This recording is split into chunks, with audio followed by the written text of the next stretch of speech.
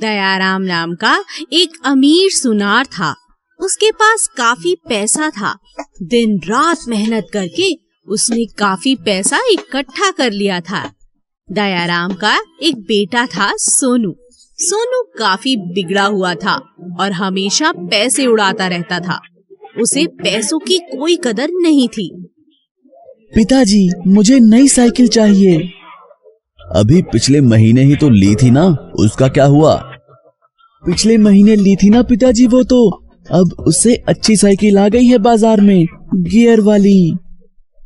दयाराम अपने बेटे की फरमाइशों से काफी तंग आ चुका था और वो जानता था कि ऐसे पैसे उड़ाना अच्छी बात नहीं है। वो एक दिन सोनू को बुलवाता है और बोलता है, मैं तुम्हारी फरमाइशों से तंग आ चुका हूँ। अब मैं तुम्हें 1 रुपया नहीं दूंगा। तुम्हें इस घर में रहना हो तो जाकर पैसे कमा कर लाओ। पिताजी के डांटने से वो काफी घबरा गया और रोते रोते अपनी माँ के पास जाता है। माँ, मुझे कुछ पैसे चाहिए, नहीं तो पिताजी मुझे घर से निकाल देंगे। माँ अपने बेटे के मोह में आके बिना कुछ उसे पूछे उसे एक सोने का सिक्का देती है। ये लो बेटा। अरे वाह, काम बन गया। अब मैं जाकर पिताजी को पैसे दे दूंगा और वो मुझे घर से भी नहीं निकालेंगे। सोनू शाम को अपने पिताजी के पास जाता है। ये लो पिताजी, मैं पैसे ले आया। दयाराम समझ जाता है कि ये पैसे जरूर अपनी माँ से लेकर आया है। जाओ बेटा, ये सिक्के जाकर तुम बगीचे में बने कुएं में फेंकाओ और कल मुझे फिर से पैसे लाकर दो। सोनू बिना कुछ सोचे समझे जाके वो सिक्के कुएं में डाल देता है। अगले दिन दयाराम अपनी बीवी को मायके भेज देता है। माँ के घर से जाने के कारण सोनू को अब समझ नहीं आ रहा था कि वो पैसे कहाँ से लाए। तो वो अगले दिन पैसे कहाँ से लाए उस बारे में सोचता है। पैसों का क्या किया जाए, कहाँ से लाऊं? अरे हाँ, दीदी से लेता हूँ, वो मना नहीं करेंगी। सोनू अपनी दीदी के पास जाता है और उनसे पैसे के लिए बोलता है। दीदी ने भी बिना कुछ सोचे भाई के प्यार में आके उसे पैसे दे दिए। ये ले सोनू, चांदी के सिक्के। शुक्रिया दीदी। सोनू पैसे लेकर फिर से दयाराम के पास जाता है। उसे फिर समझ आ जाता है कि वो पैसे दीदी से लेकर आया है और वो फिर से उसी पैसे को कुएं में फेंकने के लिए कहता है। अगले दिन दयाराम अपनी बेटी को उसके ससुराल भेज देता है। अब क्या करूं? दीदी भी चली गई। सोनू के पास अब पैसे का कोई जरिया नहीं बचा था, तो वो अगले दिन बाजार जाता है कुछ काम ढूंढने और एक दुकान पर काम मिल गया। उसे ठेले में बोरियां उठा के रखनी थी। बहुत मेहनत मुशक्कत करके उसने वो बोरियां रखी और उसके बदले में दुकानदार ने उसे कुछ रुपए दिए। थका हारा वो पैसे लेकर घर पहुंचा। पिताजी, मैं पैसे ले आया। बेटे की हालत देख के दयाराम को समझ आ गया कि आज ये मेहनत करके पैसे लाया है। जाओ, इसे जाकर कुएं में फेंकाओ। सुबह का थका हारा सोनू ये सुनते ही आग बबूला हो गया। नहीं, मैं ये पैसे नहीं फेंकूंगा। सुबह से मेहनत करके अपनी कमर तुड़वा के मैंने ये पैसे कमाए हैं, मैं कैसे फेंक दूं? ये सुन के दयाराम मुस्कुराए और उसे अपने पास बुलाया और बोले, बेटा, मैं तुम्हें यही समझाना चाहता था कि ये पैसे हम बहुत मेहनत करके कमाते हैं और हमें इन्हें फिजूल के खर्चों में नहीं बर्बाद करना चाहिए। हाँ पिताजी, मुझे माफ कर दो। मुझे पैसों की अहमियत समझ में आ गई है और अब से मैं कभी भी फालतू का खर्चा नहीं करूँगा। उस दिन के बाद से सोनू समझदार हो गया और अपने पिताजी के काम में हाथ बटाने लगा। एक गांव में रतन और रजत नाम के 2 अमीर किसान रहते थे। उनके पास खेती के लिए बहुत सारी जमीन थी और बहुत सारी गायें भी थी। वो दोनों और गायें खरीदना चाहते थे। उनके पड़ोस में मदन नाम का एक गरीब किसान रहता था। मदन के पास एक छोटा सा जमीन का टुकड़ा और केवल एक ही गाय थी। मदन के पास जो भी कुछ था वह उससे संतुष्ट रहता था और भगवान को उसके लिए धन्यवाद देता था। देखो, मदन तो बहुत खुश लग रहा है। इतनी गरीबी में ये कैसे खुश रहता है? अगर हम इसकी गाय खरीद लें तो अच्छा रहेगा। एक दिन रजत और रतन मदन की गाय खरीदने के लिए उसके पास आए। कैसे हो मदन? हम तुम्हारी गाय खरीदना चाहते हैं। इसके बदले हम तुम्हें 10 चांदी के सिक्के देंगे। मदन अपनी गाय को बहुत प्यार करता था और उसे बेचना नहीं चाहता था। मुझे अपनी गाय बेचनी नहीं है, आप लोग किसी और से गाय खरीद लें। मदन के मना करने पर रतन और रजत बहुत गुस्से में आ गए। उन्होंने सोचा कि वो मदन से बदला लेंगे। रतन, मदन ने हमारा अपमान किया है और गाय भी नहीं बेची। हाँ हाँ रतन, हमें अपने अपमान का बदला लेना चाहिए। क्यों ना कुछ ऐसा करें कि वह अपनी गाय बेचने पर मजबूर हो जाए। यही हमारा बदला होगा। अच्छा, कैसे? हम उसकी फसल नष्ट कर देंगे तो वह क्या खाएगा और क्या गाय को खिलाएगा? उन दोनों ने रात के समय मदन के खेत जला दिए। मदन ने जब यह देखा तो बहुत उदास हो गया। हे भगवान, यह क्या हो गया? अब मैं जीवन यापन कैसे करूंगा?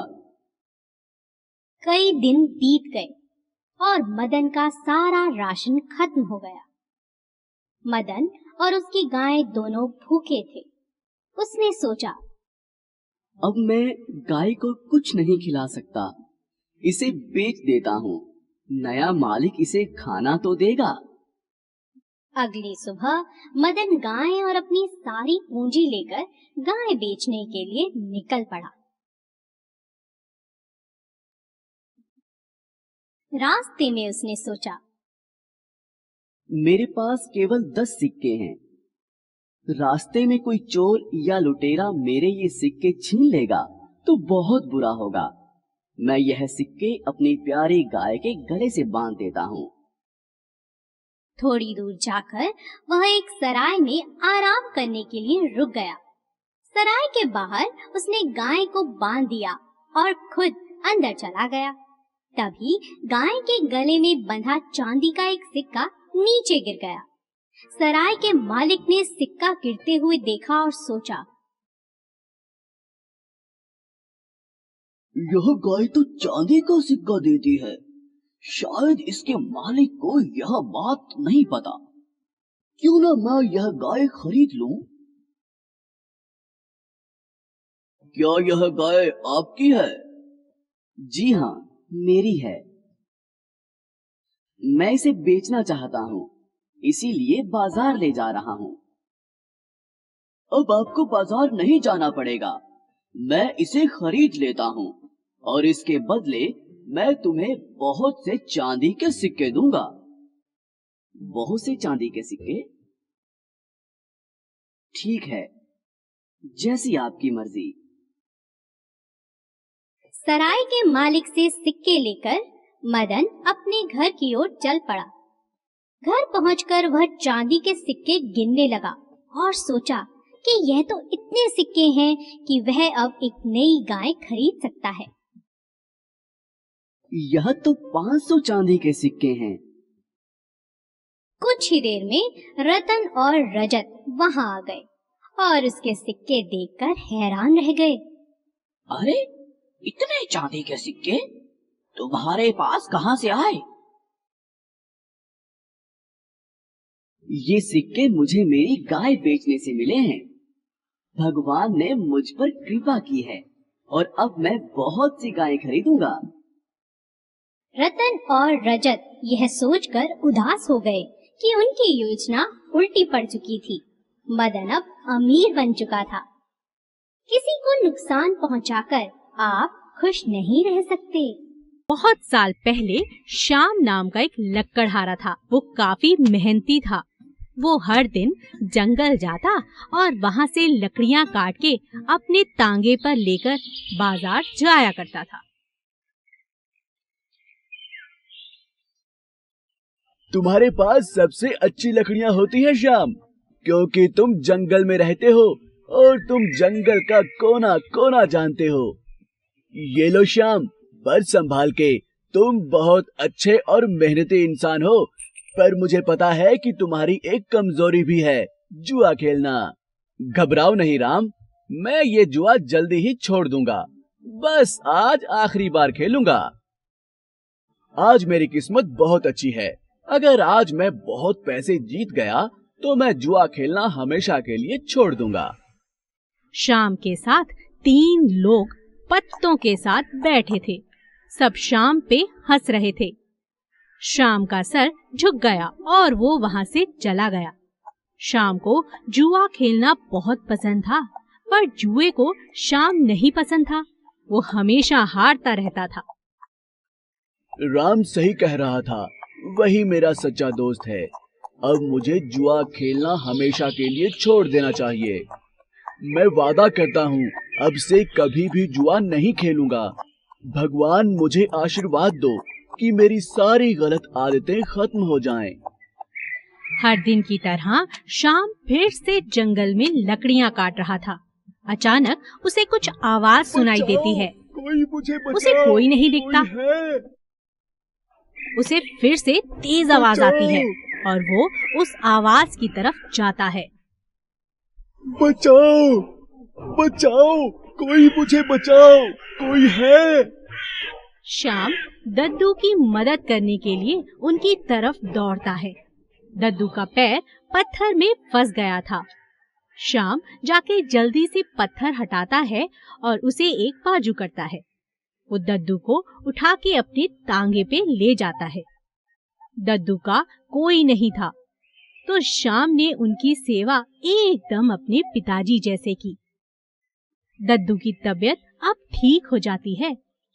शुक्रिया श्याम, तुमने मेरी जान बचाई और मेरा ख्याल रखा। तुम बहुत दयालु इंसान हो।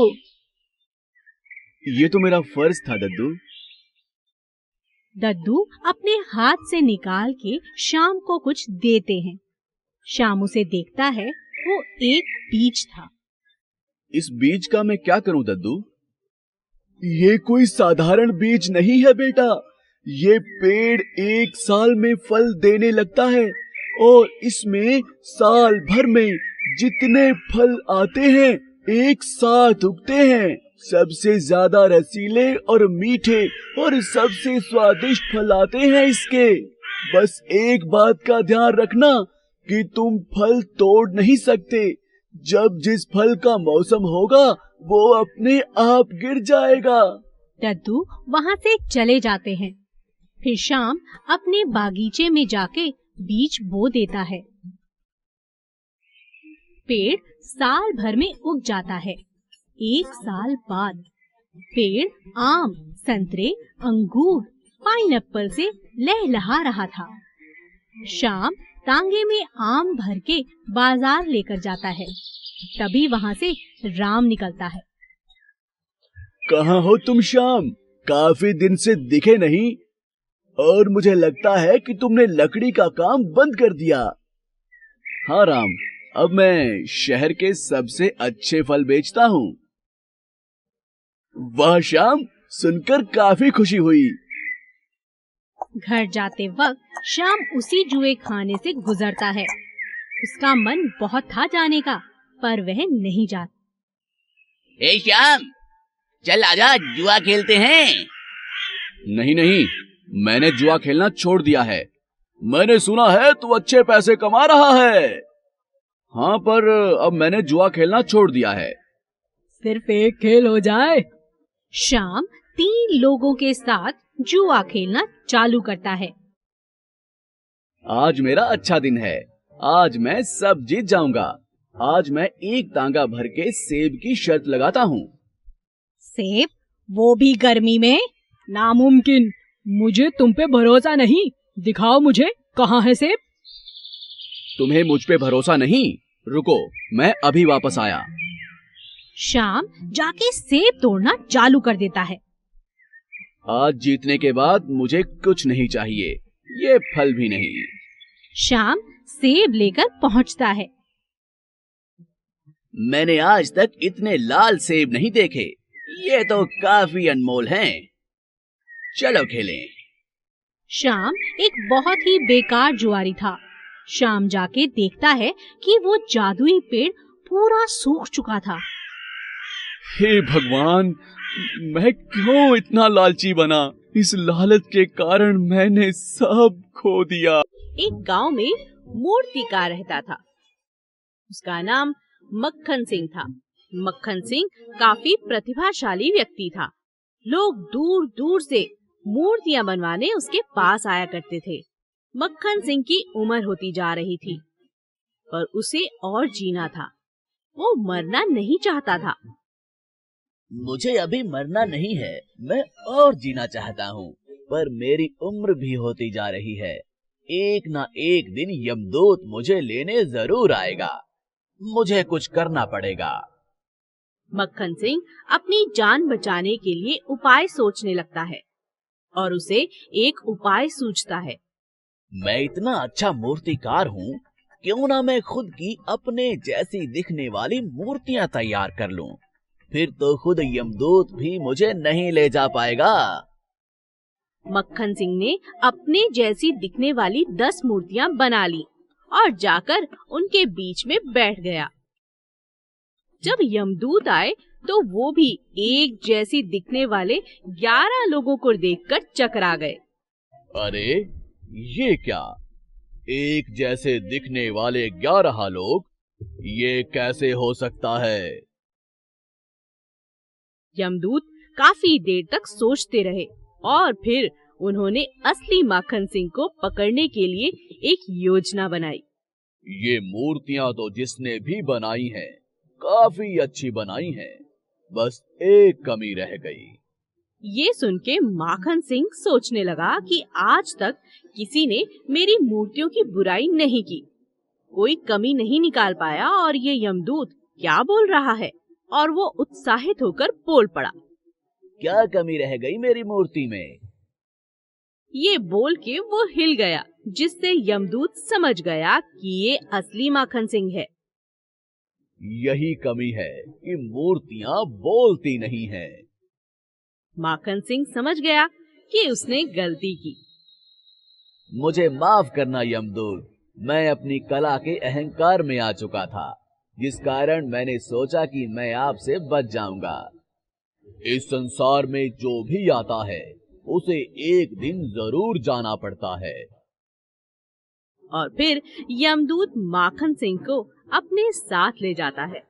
इस कहानी से हमें ये शिक्षा मिलती है कि हमें कभी भी किसी चीज पे घमंड नहीं करना चाहिए।